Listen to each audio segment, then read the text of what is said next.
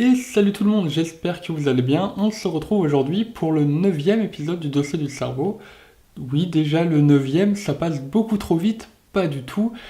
Et aujourd'hui, bien, je voulais revenir avec vous sur un système nerveux qui était extrêmement important pour notre corps, tout simplement parce qu'il régule un ensemble très vaste de constantes corporelles, physiologiques.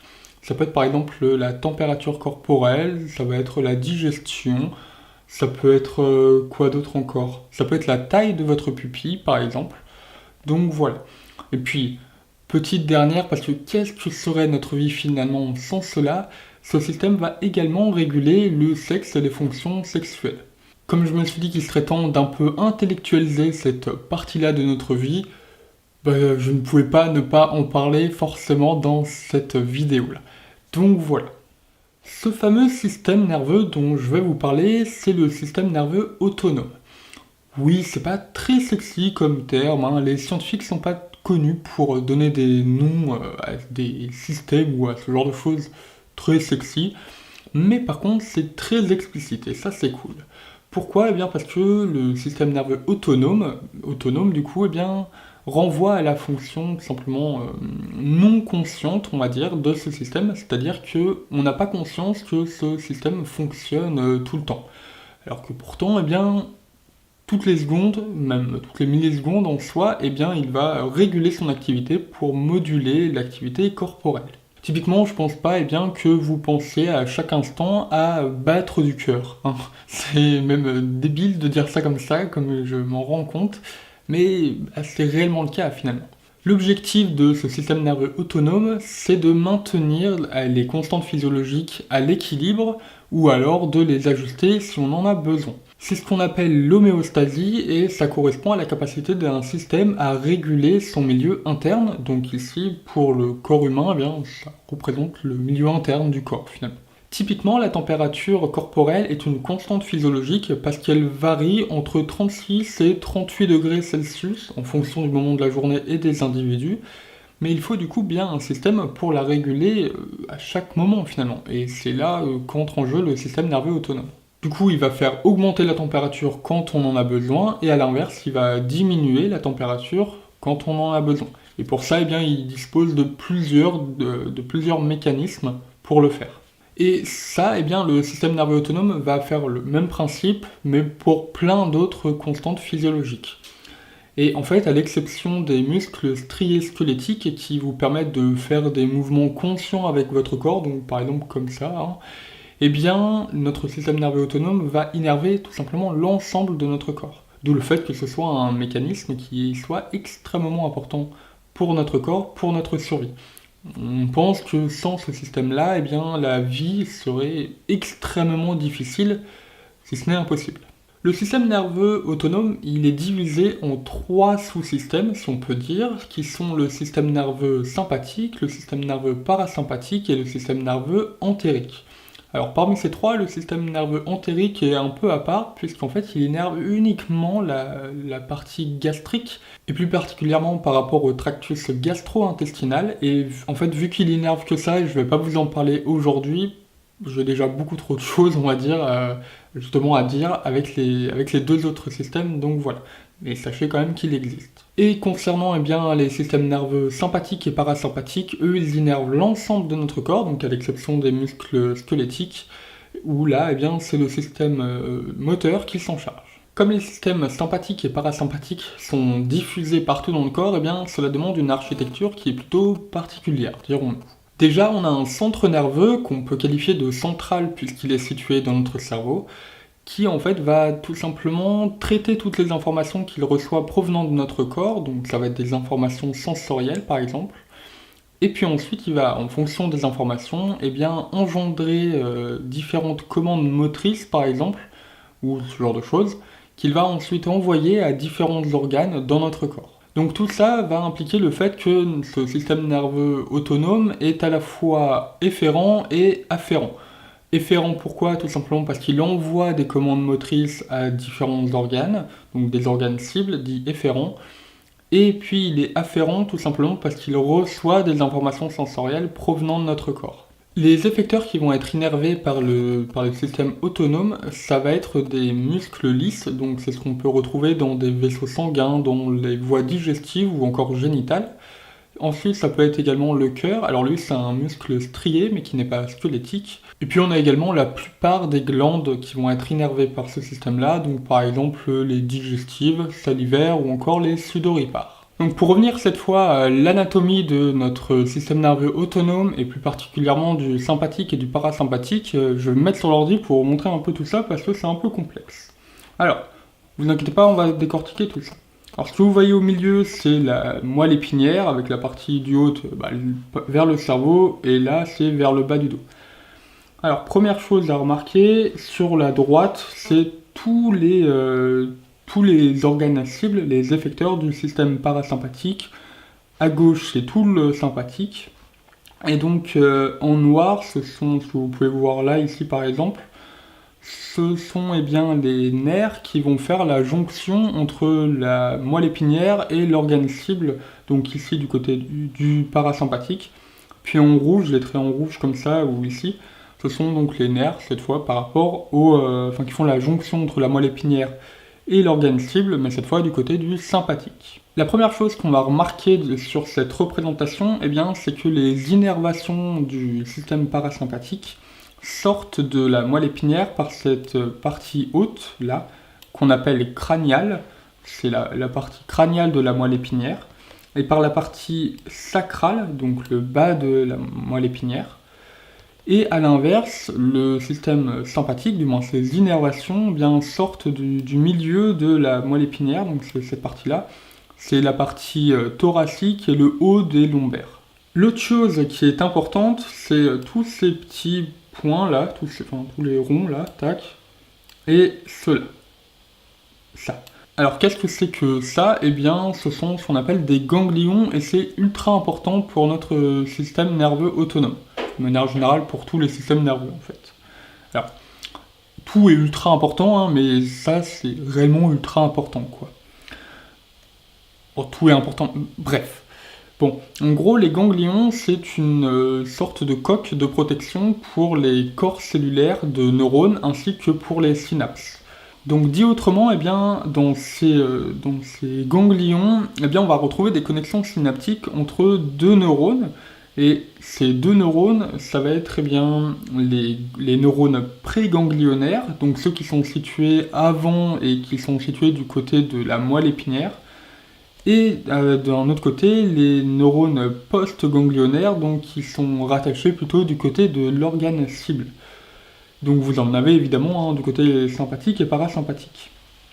Ce qui est assez intéressant de remarquer, c'est que du côté du parasympathique, ces ganglions sont relativement loin de la moelle épinière.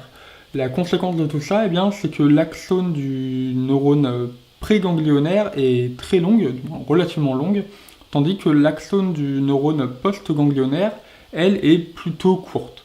A l'inverse du côté sympathique, c'est du coup l'inverse parce que les ganglions sont relativement proches cette fois de la moelle épinière.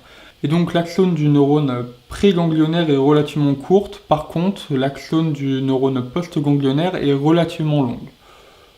Bon, c'est pas très important à dire ça comme ça, mais par contre c'est très important de retenir le côté préganglionnaire et post-ganglionnaire.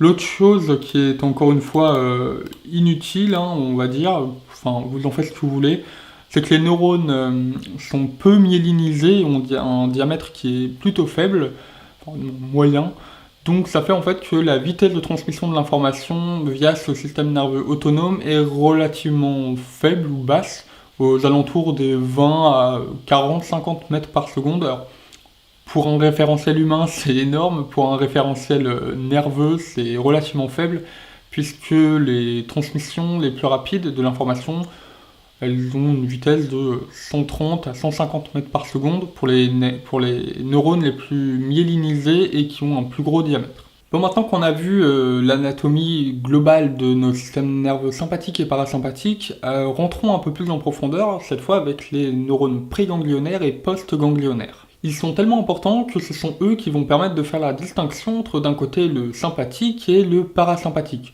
Ou plutôt, ce sont les neurotransmetteurs que chacun de ces neurones va sécréter, va relâcher, qui va permettre de faire la différence entre les deux. Au sein de la synapse qu'on retrouve au sein du ganglion, donc la synapse entre le neurone pré- et post-ganglionnaire, eh bien le neurotransmetteur qui va être sécrété par le neurone préganglionnaire, ça va être l'acétylcholine. Ça va être le cas dans la grande majorité des cas, et à la fois dans le système nerveux sympathique et le parasympathique. Du côté du système parasympathique, ça va être de l'acétylcholine qui va être encore une fois sécrétée, mais cette fois par le neurone post-ganglionnaire.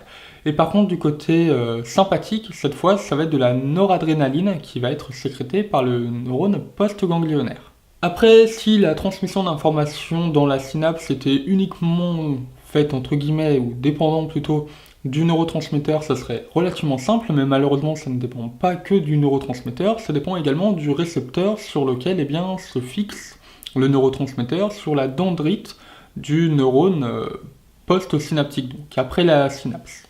Rappelez-vous que les neurotransmetteurs, ce sont un peu comme des clés finalement, et donc il leur faut des serrures sur lesquelles se poser, si je peux dire ainsi, et qui sont donc les récepteurs. En fonction du système dans lequel on va parler, eh bien ça va pas forcément être la même chose encore une fois. L'acétylcholine, quand elle va se déposer sur les dendrites des neurones post-ganglionnaires, au niveau donc du ganglion, eh bien elle va se déposer elle va se fixer plutôt sur des récepteurs nicotiniques, et quand par contre elle se fixe sur des organes cibles, eh bien elle va se fixer sur des récepteurs dits muscariniques. Du côté de la noradrénaline, eh bien elle va se positionner, se fixer sur des récepteurs dits adrénergiques qui sont de deux types, soit alpha, soit bêta, et en fonction de si elle se fixe sur un alpha ou un bêta, eh bien ça va avoir des comportements différents au niveau de l'effecteur. Bon, maintenant qu'on sait comment l'information est transmise de notre cerveau jusqu'à nos organes effecteurs, eh bien il va falloir s'intéresser à notre cerveau.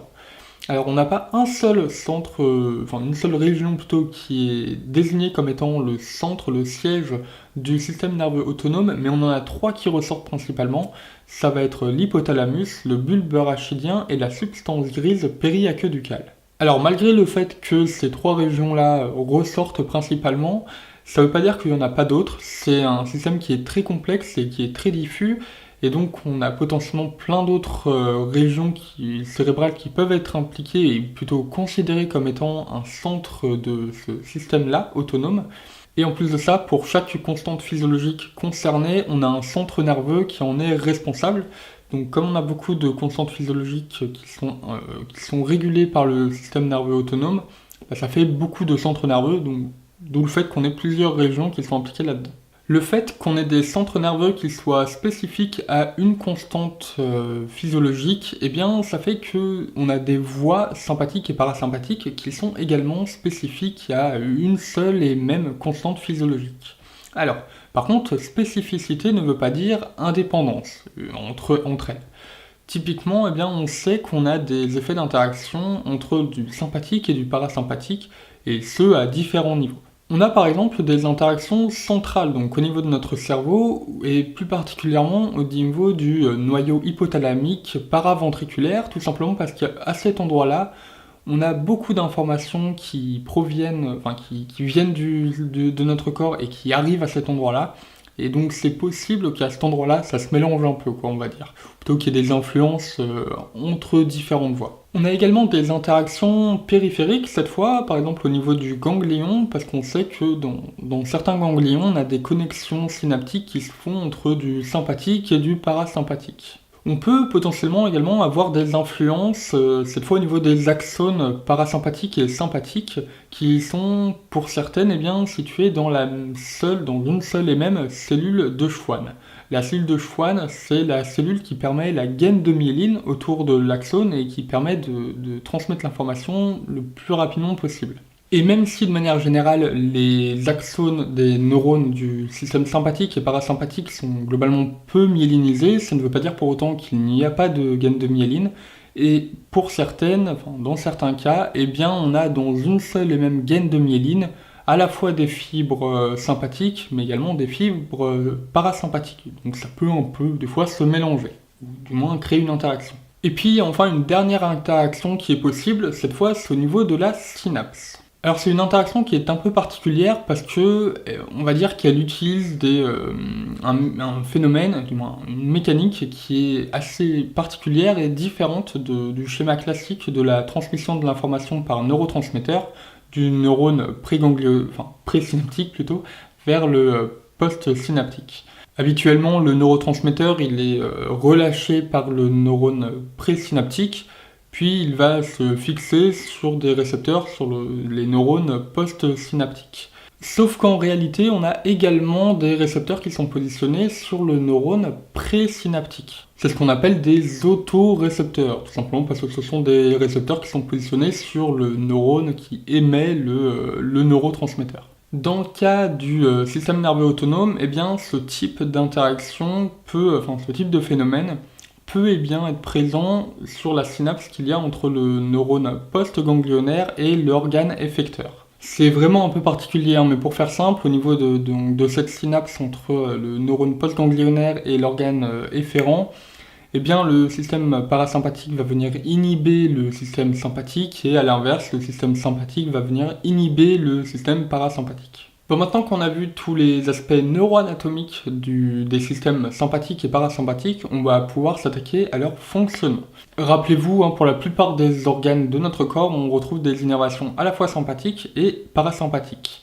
Un premier mode de fonctionnement donc de ces deux systèmes, ça serait un fonctionnement dit antagoniste, donc opposé entre le sympathique et le parasympathique. C'est un mode de fonctionnement où une activation du système parasympathique va venir entraîner une activation ou une contraction, par exemple si on parle d'un muscle lisse, et à l'inverse, si c'est une activation sympathique, eh bien cela va entraîner un relâchement ou une inhibition de ce qui est ciblé. Parmi tous les organes qui ont ce type de fonctionnement-là, donc antagoniste, il y a une seule exception, c'est le cœur, où en fait, cette fois, le sympathique va entraîner une activation, donc une accélération du rythme cardiaque, tandis qu'à l'inverse, le parasympathique, lui, va entraîner un relâchement, donc une diminution de l'activité cardiaque. L'autre possibilité pour les organes qui sont innervés à la fois par le sympathique et le parasympathique, c'est ce qu'on appelle la complémentarité.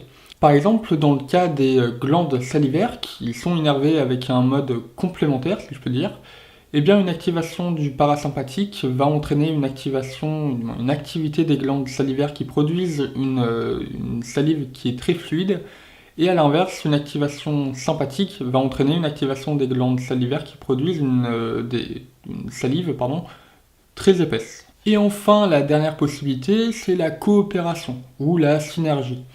L'idée, c'est qu'on a un système un organe ciblé qui est assez complexe, ou du moins il y a plusieurs organes qui sont ciblés, mais le tout pour une seule et même fonction physiologique, si je peux dire. Et je trouve que ce nom de synergie, de coopération est parfaitement bien trouvé, vu que c'est le cas, par exemple, des fonctions sexuelles. Bah oui, le sexe tout seul c'est cool, hein, mais le faire en coopération avec quelqu'un d'autre ou à plusieurs, c'est un peu plus sympa, hein. Les organes sexuels sont des organes qui sont extrêmement complexes, hein, on peut les schématiser de cette manière-là, et donc nécessairement il faut une coopération entre le sympathique et le parasympathique. Et alors oui, juste au cas où, hein, la chaîne n'est pas, je suis pas partenaire YouTube, hein, donc il n'y a pas de problème de démonétisation ou je ne sais quoi, hein, là-dessus il n'y a pas de souci, il n'y a pas de monétisation de base. Du côté du pénis, on va s'intéresser à l'érection et à l'éjaculation, vu que ce sont les deux principaux comportements, on va dire, qui sont influencés par le système autonome. Bon, il y a d'autres comportements sexuels qui sont influencés par le sympathique et le parasympathique. C'est juste que j'ai pris ces deux-là parce que ce sont les deux principaux, on va dire. Pour avoir une érection, il faut une dilatation des artères des corps caverneux du pénis et de l'urètre. Et pour faire ça, c'est le système parasympathique qui s'en charge.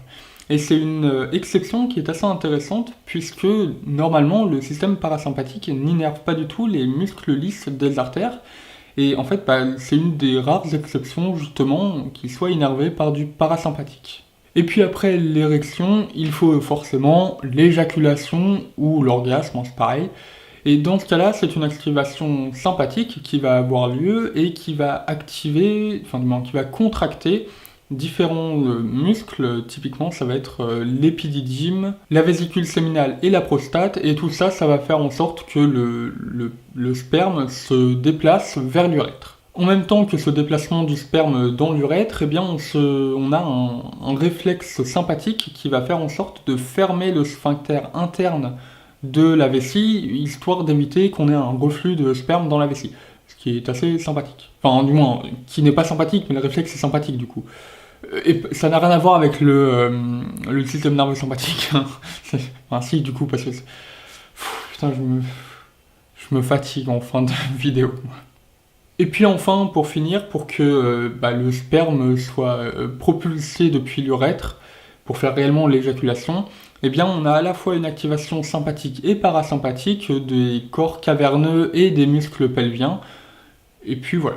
Puis ensuite, un retour à un état, on va dire, de repos, si je peux dire ça comme ça, avec une diminution de l'activité parasympathique. Ça va faire en sorte que le sang va partir du pénis et donc l'érection va diminuer.